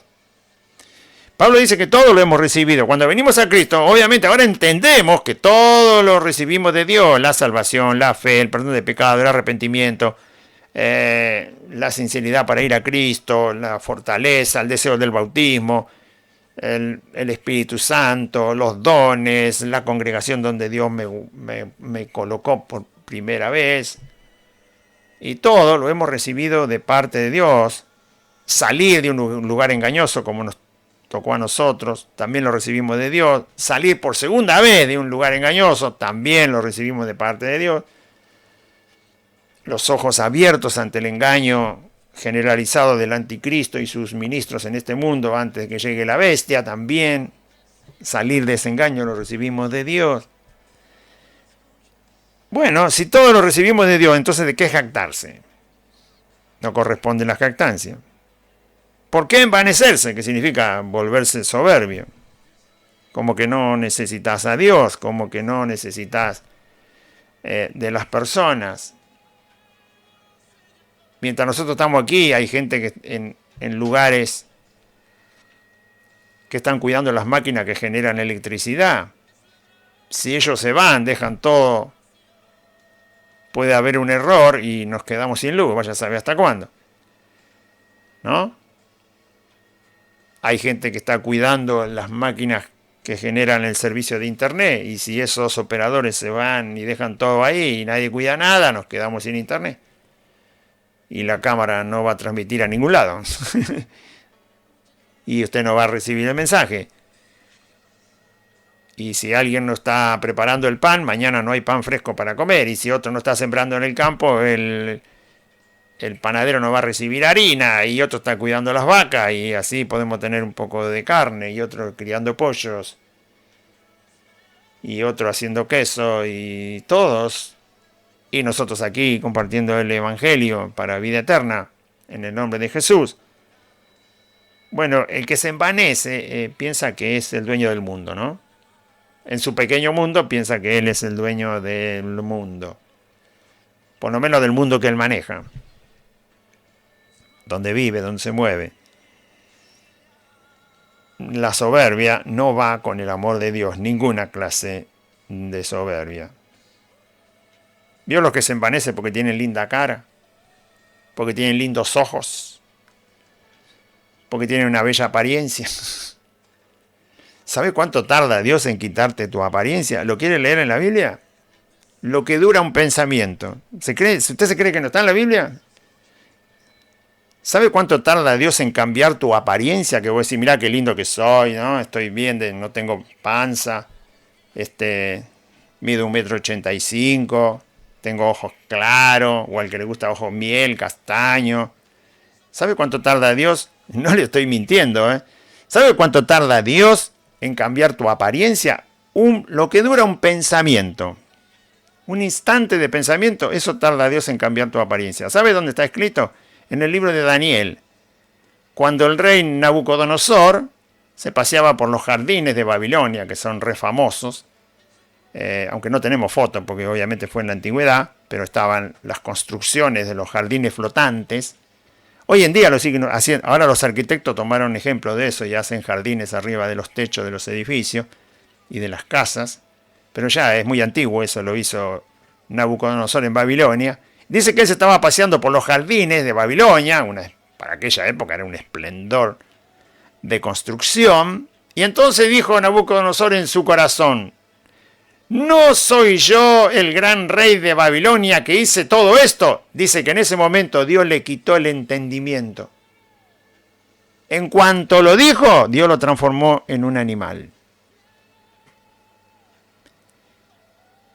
En cuanto dijo eso, que se ensoberbeció, Dios le cambió la apariencia. Ya no era hombre, actuaba como un buey. Perdió la capacidad humana. Y le empezaron a crecer las uñas como un animal. Y le empezó a crecer el pelo como un animal, cosa que no le pasaba antes. Antes era humano, no le crecían las uñas como los animales. Un instante tardó Dios en cambiarle la apariencia al rey Nabucodonosor. De ser humano que había alcanzado el lugar de rey, ahora tenía la apariencia de un buey. Y estuvo muchos años así, está en la Biblia, ahora no me acuerdo la cantidad de años, hasta que de vuelta, de tanto comer pasto, ¿sabe lo que es un humano comiendo pasto? Como come un buey. Porque Dios le cambió toda la apariencia, no solo la apariencia externa, porque le crecían pelo como un animal y las uñas como un animal, sino que la forma de comportarse era de un animal. No de un loco, ¿eh? No era loco. No era humano el loco. Es que Dios le cambió toda la apariencia. Solo porque se hizo un soberbio. Cuando después se arrepintió de tantos años que comía pasto y que la gente lo dejaba que coma pasto, porque aunque vos lo traías al palacio del rey, se iba como un perrito cuando se va afuera a comer por la calle porque le gusta andar por el campo. Actuaba como un buey, buscaba el pasto. Así era el rey Nabucodonosor. No importa si vos lo traías a la ciudad, él se iba al campo a comer güey y dormía con el rocío. No se murió porque Dios tenía que escarmentarlo, porque si no se moría. Y así estuvo un montón de tiempo hasta que dice que un día reconoció que Dios es el Señor de todas las cosas y que no era Él el grande, sino Dios. Cuando reconoció a Dios, Dios le volvió la capacidad humana que le había quitado. Así que más vale que no seamos envanecidos, ¿no? Porque Dios cambia nuestra apariencia en un instante. Y lo hizo una vez. Santiago habla de la sabiduría terrenal, animal, diabólica, que hace que el hombre actúe como terrenal solamente. Si sigue adelante y se vuelve un soberbio, va a actuar como animal. Y si sigue adelante sin reconocer a Dios, envaneciéndose, va a terminar actuando diabólicamente, es decir, gobernado por los demonios. Así que el amor no va con la soberbia, no se envanece. No hace nada indebido. Dentro de todo lo que podemos hacer, Pablo dice, no hace nada indebido, nada que no se deba hacer, que no sea necesario, que no esté bien hecho, que no conduzca a algo justo, bueno, santo, puro, que tenga que ver con el camino, porque ya está hablando de los que conocen el camino. No hace nada indebido. No busca lo suyo. Cuando alguien predica el Evangelio, no tiene que buscar beneficios personales. Cuando uno enseña el Evangelio, no tiene que buscar beneficios personales. Cuando uno vive el Evangelio, no tiene que buscar beneficios personales, no tiene que buscar provechos para sí. No busca lo suyo. Pablo dice que buscaba el bien de los demás. Pablo se encontraba con gente inconversa, quería que conozcan a Cristo y se salven. Se encontraba con hermanos, quería que crezcan y edifiquen su vida más de lo que estaba edificada. Se encontraba con los apóstoles, que tenían obviamente el Señor Jesús en aquella época, y compartía el Evangelio para ver cómo podía uno recibir del otro algo que quizá no había todavía recibido. Siempre para bien. Nunca buscó lo suyo. Cuando Pablo fue a conocer a los apóstoles en Jerusalén, era, bueno, si ellos tienen algo que Cristo les dio y a mí no me lo dio, yo lo voy a usar para predicar el Evangelio con más plenitud, con más plenitud, más cosas completas. Y después se encontró que era el mismo Evangelio, así que no había nada que agregar, y cada uno siguió predicando el mismo Evangelio porque era el mismo que tenía Pedro, lo tenía Pablo. Y lo tenía Juan, y lo tenía Mateo, y lo tenían todos. Pero si algo había, dice, bueno, yo lo aprovecho y también lo uso para predicarle a los incrédulos. Pedro sabía predicarle a los que no eran judíos y Pablo sabía predicarle a los que no eran judíos. Pedro sabía predicarle a los que eran judíos y Pablo sabía predicarle a los que eran judíos. Entonces no había nada que agregar. Tenían el mismo evangelio. No buscaban lo suyo. Hablaban con reyes y le decían que se arrepientan. Hablaban con uno que estaba preso y le decían que se arrepientan. O sea, nunca buscaban lo suyo, buscaban lo que el otro necesitaba, depende de la circunstancia.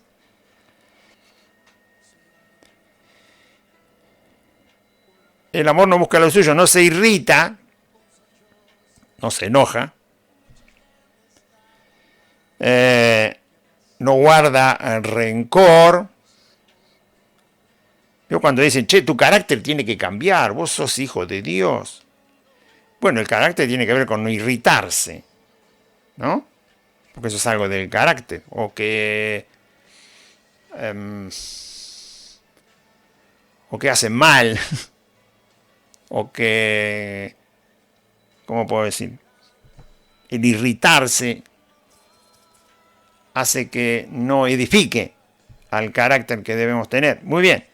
Pero la Biblia dice que el amor es el que no se irrita. Por lo tanto, ¿Dios me dio el amor? Sí. Entonces tengo que ser perfeccionado en el amor, no en el carácter. Si soy perfeccionado en el amor, entonces no me irrito, no aparece esa deficiencia del carácter humano. Porque irritarse, injustamente, por supuesto, ¿no? Porque dice, airaos, pero no pequéis. O sea, vos te airás, obviamente algo de irritación hay, pero no debe haber pecado. Bueno, pero acá está hablando de la irritación, de la ira, del enojo sin ningún sustento y fuera de la voluntad de Dios. Entonces cuando te dicen, che, vos tenés que mejorar el carácter, no, lo que tiene que pasar es que tengo que ser perfeccionado en el amor. Dios tiene que hacer que el amor que me ha dado limite todo lo que no es de Dios y dé lugar a la no irritación. No es el carácter el que tiene que cambiar. Es la perfección en el amor la que tiene que aparecer. Porque si no parece que nunca tenemos con qué. ¿Y cómo cree que cambie el carácter? ¿Cree que vaya al psicólogo, al terapeuta? ¿Qué cree que haga yoga? Si el amor de Dios se perfecciona, entonces no me voy a irritar. ¿Y qué hay que buscar? Hay que buscar que el amor de Dios se perfeccione. ¿Y cómo se perfecciona? Y se perfecciona por el poder de Dios. Que no es poder humano. Si fuera poder humano, ya dice Pablo que no vamos a ningún lado. No, es por el poder de Dios. Y el poder de Dios está en el Evangelio, en la verdad. Por eso nos mintieron tanto tiempo que, ¿qué querés? Nos prenden un fósforo y ya estamos volando. Porque nos predicaron mentira.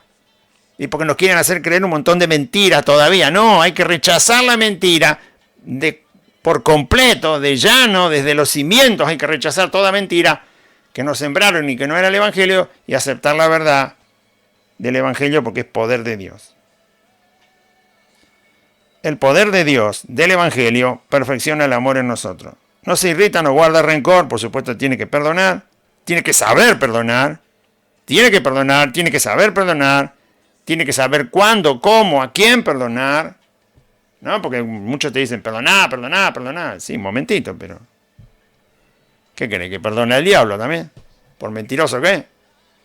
¿Y a los demonios querés que lo perdone? Y a los que actúan con actividad demoníaca querés que los perdone. Primero que se arrepienta, que sea libre de los demonios. Porque si no, no va a haber arrepentimiento. Lo perdono en el corazón. Pero declararle perdón cuando esa persona venga al arrepentimiento. Jesús enseñó que si delante de la iglesia alguien no se arrepiente de su pecado, no tiene que formar parte de la iglesia. ¿Y entonces cómo lo perdonamos? Y obviamente cuando se arrepienta. No hay ningún problema, que lo vamos a perdonar cuando se arrepienta. Pero lo perdonamos. Nosotros en el corazón sí. El problema es que la declaración de perdón se le retiene. Jesús dijo, todo lo que ates en la tierra será atado en el cielo. Lo que desatás en la tierra será desatado en el cielo. ¿Por qué lo dijo? Porque hay momentos en que el perdón no se le proclama a la persona por no haber arrepentimiento en la persona. Se le retiene hasta que la persona se arrepienta y entonces se le declara el perdón. Bueno, otro día se lo explico. Pero perdonamos, sí que perdonamos. Siempre. Nunca dijo Jesús que no perdone. El problema es a quién tengo delante mío. A un árbol quiere que perdone. A un demonio quiere que perdone. ¿A quién tengo delante mío? Muy bien. Esteban, cuando lo estaban matando, dijo: Señor, perdónale los pecados, porque ya no tenía otra oportunidad. Si se estaba muriendo Esteban, ¿qué va a esperar? ¿Que se arrepienta lo que lo estaban matando? Si lo están matando. Jesús dijo en la cruz: perdónalo, no saben lo que hacen. Había que perdonarlo ahí. ¿Por qué? Porque ya estaba muriendo Jesús. ¿Qué va a esperar? A ver si se arrepienten lo que lo estaban matando. No hay tiempo, si ya Jesús se moría. Esteban se moría. Ya no hay tiempo, por supuesto que tuvo que perdonarlos. Aunque no lo escucharon. Pero no importa, lo escuchó Dios. Y eso es lo que vale. El perdón lo escuchó Dios. Y eso es lo que vale, porque él se iba de este mundo, Esteban. Y todos los apóstoles creo que murieron en esa condición, pidiéndole a Dios que perdonara a sus verdugos que lo estaban matando, porque ya se iban. No hay tiempo para ver si se arrepienten. ¿Qué tiempo? Se arrepintieron después de 100 años, se arrepintieron los que mataron a los apóstoles. Bueno, 100 años no, pero después de 40, 50 años se arrepintieron de lo que hicieron. El amor no se goza de la injusticia, por supuesto que no, pero se goza de la verdad. O sea que el amor insiste con la verdad y nunca acepta ninguna injusticia, ninguna.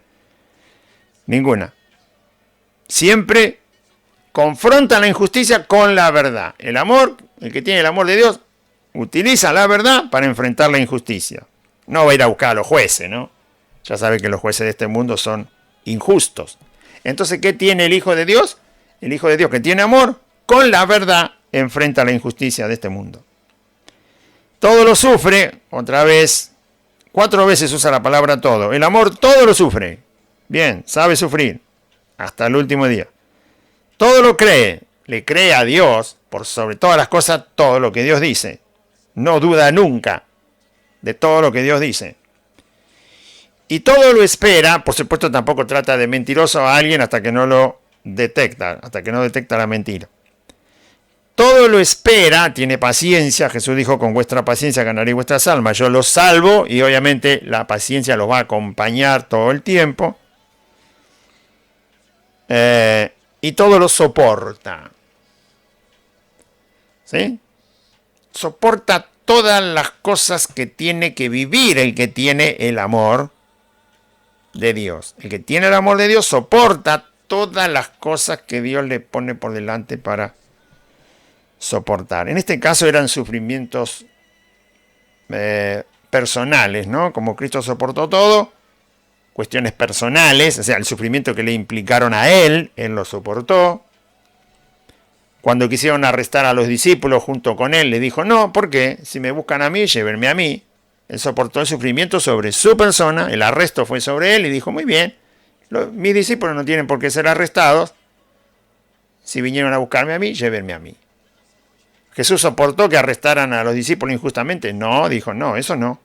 Ahora, sufrimiento sobre mi persona, vengan, no hay problema. Péguenme, pónganme cadena, llévenme a la cárcel. El sufrimiento sobre mi persona lo soporto. Todo lo soporta sobre su persona.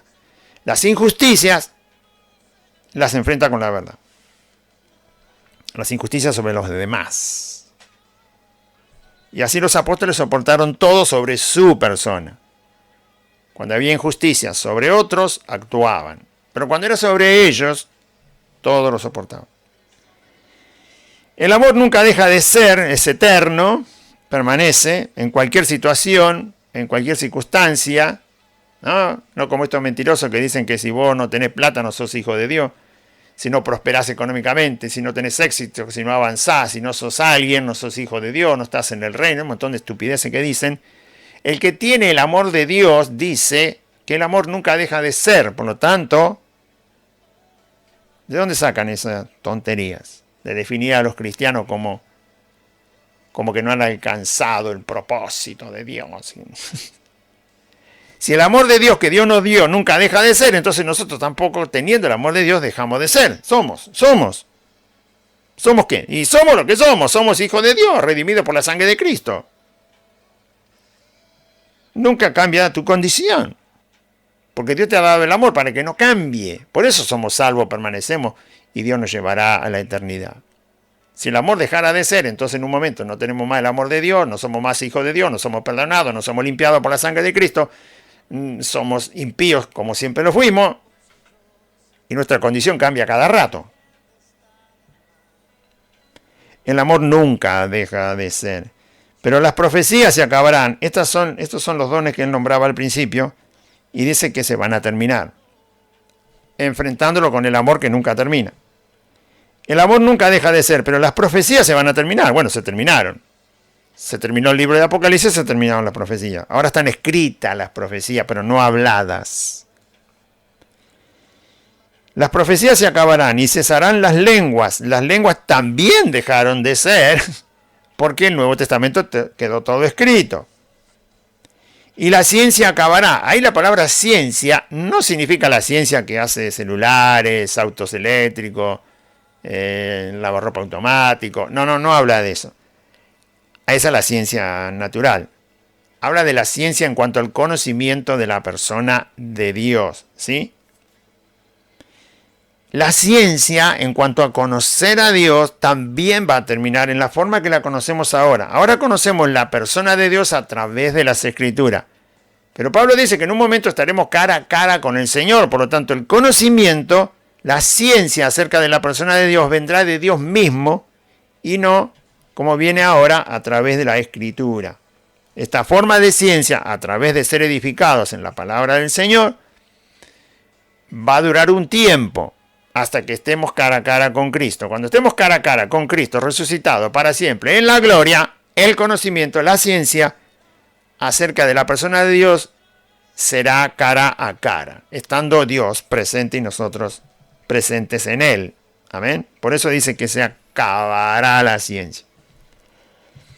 Ya no vamos a tener que conocer a Dios como lo tenemos que conocer ahora, sino que vamos a estar con Dios. Amén. Bien. Y la ciencia se acabará. Porque en parte conocemos, se refiere a todo el tiempo que estamos en la tierra, y hasta que llegue la resurrección para siempre. Porque en parte conocemos y en parte profetizamos. Nadie puede conocer al 100% a Dios y de una manera más completa mientras estemos aquí en la tierra. Todo es en parte, ¿sí? Es como un 30% y nos falta el 70%. Bueno, en parte conocemos y en parte profetizamos, porque obviamente se usaba la profecía para recibir mensaje de Dios. Mas cuando venga lo perfecto, cuando el Señor finalmente nos lleve a su gloria, resucitados, y a su imagen, le veremos a Él tal cual es, porque seremos como Él es, dice el apóstol Juan. Mas cuando venga lo perfecto, entonces lo que es en parte se acabará. Él se refiere al conocimiento de la persona de Dios. Todo cristiano que ha vivido en cualquier época ha conocido a Dios, incluidos los apóstoles, han conocido a Dios en parte. Han conocido al Señor Jesucristo en parte. Han conocido los misterios de Dios en parte y han conocido a la persona de Dios en parte. Y han conocido la voluntad de Dios en parte. Ninguno las conoció por completo. Solo conocieron una parte. ¿Sí? Todos. Pablo, Pedro, los más encumbrados de los apóstoles y discípulos de Cristo. Y cualquier ministro, cualquier pastor, y cualquier hermano, y cualquier hermana. Nadie conoció en plenitud a Dios, sino en parte. Cuando venga lo perfecto, y se refiere al Señor Jesús, en toda su gloria para llevarnos, entonces lo que es en parte se acabará, porque vamos a tener a Cristo delante de nuestros ojos, lo vamos a oír con nuestros oídos, lo vamos a palpar con nuestras manos y vamos a tener una comunión directamente con el Señor. En gloria, ni siquiera como lo tuvieron los discípulos, en carne y hueso. En gloria, como divinidad, como Señor. Entonces lo que es en parte se terminará. Ya todos vamos a estar ahí. No sé cuál será nuestra conversación con el Señor, no sé, pero vamos a estar ahí, todos lo vamos a ver igual. Todos lo vamos a escuchar igual. Ahí no habrá ninguna, me parece, no me parece, yo lo entendí de una manera, yo lo entendí de otra. No. Ahí ya no va más eso. Mas cuando venga lo perfecto, entonces lo que es en parte se acabará. En parte es el conocimiento. Cuando yo era niño, Pablo lo compara con la vida humana. Cuando yo era niño, bueno, lo único que me quedaba era hablar como niño, porque era niño. Pensaba como niño y juzgaba como niño. ¿Por qué? Porque cuando uno es niño, conoce en parte. Pero cuando fui hombre, dice Pablo, dejé lo que era de niño. Entonces, ¿qué está diciendo Pablo? Todo lo que conocemos en parte ahora al Señor, eso va a terminar en un momento, así como termina la niñez y las actitudes de un niño. Un niño habla como niño, piensa como niño y actúa como niño. ¿Por qué? Porque en parte conoce la vida y no conoce como un adulto. Cuando conoce como un adulto, entonces todo lo que era de niño ya no lo utiliza más. Cuando nosotros estemos con el Señor, dice Pablo, conoceremos de una manera distinta a la que conocemos ahora. Conocemos al mismo Señor, pero lo vamos a conocer cara a cara. Lo vamos a conocer en perfección. Ya el pecado no nos va a estorbar. Veo que a uno le predican la palabra de Dios y la cabeza le está volando con lo que tiene que hacer. Mañana tengo que ir al trabajo, tengo que levantarme temprano, mis hijos me están llamando, ¿no? Entonces le vuela la cabeza. No, eso no va a ocurrir más, ¿no? Tiene preocupaciones, tiene afanes, todas cosas que el Señor dijo que hay que desentendernos de ella. Pero todavía estamos en el mundo y en el mundo hay aflicción y hay que luchar contra la aflicción del mundo. Jesús dijo, confíen en mí, yo vencí al mundo. Si confían en mí van a vencer, pero todas esas cosas están porque estamos en el mundo. No dejemos que nos contamine el mundo, enfrentemos el mundo, pero esas cosas están. Por lo tanto, nos quitan tiempo también. El trabajo, como lo conocemos, también nos quita tiempo. Los quehaceres nos quitan tiempo. Las interrelaciones de nuestra vida, de comprar, de vender, de ir, de venir, nos lleva tiempo. Todo eso no estará cuando estemos con el Señor. Por lo tanto, eso nos impide... Todo eso nos impide conocer más y mejor y al Señor, aunque no nos contaminemos con el mundo, pero eso está alrededor. Pero cuando estemos en la gloria, como todo eso va a desaparecer, entonces el conocimiento del Señor vendrá a nosotros de una manera absolutamente santa, pura, justa, sin nada que estorbe y sin el afán de este mundo. Lo mismo que pasa con una persona cuando es niño y cuando es hombre.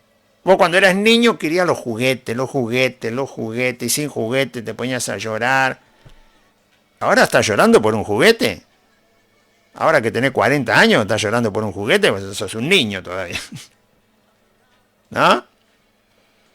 Cuando eras niño querías que tu mamá, cuando vas a acostarte, te acaricie, te ponga la frazadita en el invierno, te diga, bueno, dormí tranquilo, no tengas miedo de nada, mamá está acá, papá está acá, está todo bien, no lloren, todo el tiempo te estaban diciendo, no lloren, y te acariciaban, y bueno, ahora que tenés 40, 50 años, me imagino que ya terminaste eso, ¿no?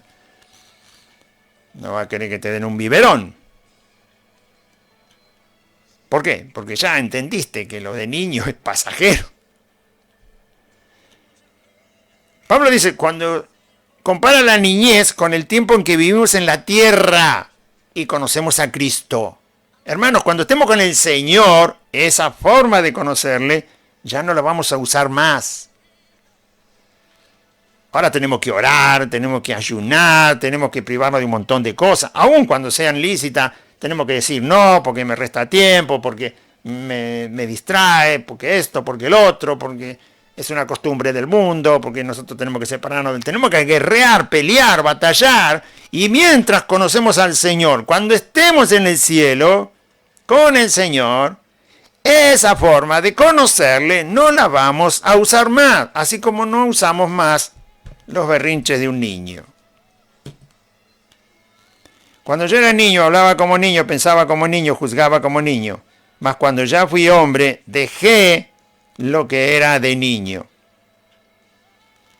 Ahora vemos por espejo, oscuramente, quiere decir que vemos poco, como es Cristo. Conocemos cómo es, pero poco. En cuanto a su inmensidad y lo infinito que es, vemos poco. Mas entonces, cuando estemos con el Señor, veremos cara a cara. Ahora conozco en parte, como un niño que conoce en parte la vida y piensa que el juguete es todo en la vida y después te das cuenta que no era nada. Por eso son tan baratos. ¿No? Tenés que comprarte una casa y vos decís, yo pensé que lo más caro en el mundo era un juguete cuando era niño. No, lo más caro en el mundo es una casa. Bueno, por lo menos lo que tiene que conseguir una persona, ¿no? El auto es un poco más barato, un poco. Pero vos como niño pensabas que era lo más grande que había, un juguete. Ahora vemos por espejo, oscuramente, más entonces veremos cara a cara. Ahora conozco en parte. Pero entonces, cuando estemos con el Señor cara a cara, conoceré como fui conocido. Conoceré más fácilmente, más profundamente, más puramente, más perfeccionadamente la persona de Dios, porque no estaremos más sujetos a este mundo. Y ahora permanecen la fe, la esperanza y el amor. Tres cosas que nos ayudan a conocer a Dios.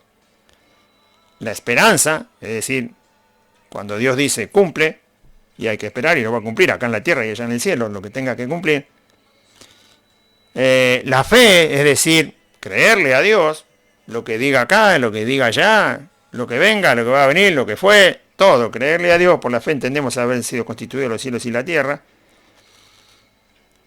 Esas tres cosas, las tres cosas que Pablo nombra nos ayudan a vivir la vida cristiana y a conocer a Dios.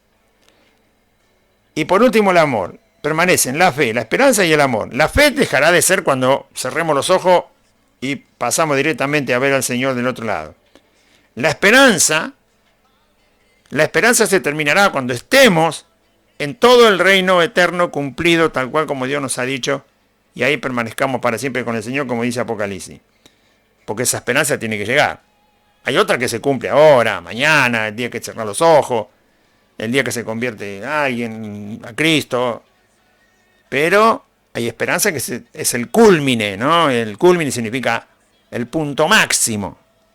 ¿Cuál es el punto máximo? Que la Biblia nos revela, la que está en Apocalipsis. Y estaremos para siempre con el Señor. No habrá necesidad de luz, no habrá necesidad de templo, no habrá necesidad de nada, porque el Señor estará con nosotros para siempre, nosotros con el Señor, nunca cambiará, bueno, eternamente, y después veremos cómo el Señor ha hecho la eternidad. Bueno, esa esperanza máxima no quiere decir que es lo último que vamos a ver, después no hay nada. No, lo que quiere decir que es por lo menos la esperanza que nos escribió Dios en su palabra. Tenemos que llegar a ese punto de Apocalipsis, ahí los últimos capítulos, ¿no? 21, 22. Y ahora permanecen la fe, la esperanza y el amor. Estos tres, pero el mayor de ellos es el amor. Muy bien.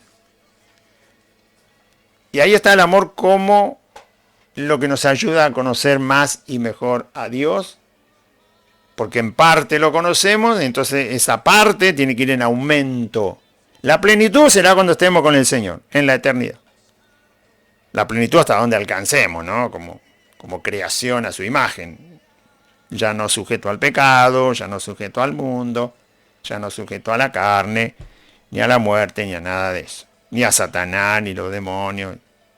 Cuando ya eso no tenga influencia, estaremos con el Señor en la gloria y ahí el conocimiento será en una plenitud distinta. Pero ahora, por eso Pablo habló del amor y del conocimiento de Dios, porque como Dios es amor, y Dios nos ha dado ese amor y está perfeccionando ese amor en nosotros, que cada vez sea más perfecta la manifestación de ese amor en nosotros, entonces más, Juan dice, el que no ama no ha conocido a Dios. Y Pablo está diciendo lo mismo. Si querés conocer a Dios, Dios te ha dado su amor, deja que el amor te transforme, y si el amor te transforma, te cambia por completo, como casi de un niño a un adulto, entonces eso significa que estás conociendo a Dios. No solo para bien tuyo, sino para bien de los demás, inclusive para bien de tus enemigos, porque Jesús dijo, amarás a tus enemigos, para que sepan que sos un hijo de Dios y glorifiquen a Dios que está en los cielos. Amén. Gloria a Dios. Muy bien. Vamos a orar. Primera de Corintios, que se puede hablar por toda la eternidad. Primera de Corintios 3. Porque es Dios, amor. Dios es amor. Haga esta oración conmigo. Diga así. Acérquese a Dios por la fe. Créale a Dios que Jesucristo es el Señor, es Dios. Y que vino al mundo, nacido de una virgen, vivió sin pecado, murió por nosotros, pagó nuestras culpas. Dios castigó a Cristo para no castigarnos a nosotros y luego lo resucitó de entre los muertos para darnos esperanza de la vida eterna. Diga conmigo esta oración. Diga así: Padre Celestial, en este día oí tu palabra y yo confieso que Jesucristo es el Señor y creo en mi corazón que Dios levantó a Jesús de entre los muertos. Señor Jesús, te pido perdón por todos mis pecados. Reconozco que soy pecador y que tú eres el único Salvador. Te ruego que me des tu Espíritu Santo y que anotes mi nombre en el libro de la vida. Y renuncio a Satanás, a los demonios, al pecado, al mundo, a la enfermedad y a la muerte. Y te doy gracias, Padre Santo, por Jesucristo tu Hijo, mi Salvador. Amén y amén. Muy bien, si usted ha hecho esta oración, le invitamos que usted alimente su vida ahora en Cristo, edifique su vida en Cristo, crezca en el amor de Cristo y en el conocimiento del Señor que le salvó. Congréguese, le invitamos que participe aquí donde estamos, congregados en Merlo Norte, en la calle Santa Fe, 2540, Santa Fe 2540. Estamos ubicados desde La Barrera. Si usted nunca vino a este lugar de Merlo, pregunte por la estación de ferrocarril. En la estación de ferrocarril, pregunte por La Barrera. Una vez que le indiquen dónde está La Barrera, vaya a La Barrera y ahí recién pregunte por la calle Santa Fe si quiere preguntar. Pero desde La Barrera, en el lado norte, hay una placita. Ahí empieza la calle Solanet. Está el poste que tiene el nombre Solanet y la otra calle que cruza. No le digo el nombre de la otra calle para no marearlo. Ahí empieza Solanet. Siga por Solanet, 8 cuadras. Todas las esquinas tienen los nombres de las calles bien escritos. Siga por Solanet, 8 cuadras. Cuando llegue a las 8 cuadras, la calle que cruza se llama Santa Fe. Doble por Santa Fe, media cuadra. La cuarta casa desde la esquina es Santa Fe 2540. El número lo va a encontrar escrito en el buzón del correo. Y en un portabicicleta que está casi pegadito al buzón, ese portabicicleta dice Buenas Nuevas. Y abajo de Buenas Nuevas dice Santa Fe 2540. Así que tiene el número en 2 lugares escrito. Y hay un pino muy alto en el jardín. Adentro, en la vereda, no tenemos árboles. Le digo para que no se confunda con otro lugar. Nosotros no tenemos árboles en la vereda, pero sí adentro. Y uno de esos árboles es un pino gigante, enorme. Y es muy fácil ubicarlo y saber que usted está justamente en este domicilio. Le esperamos jueves y domingo 4 de la tarde. Hoy hay reunión, hoy domingo.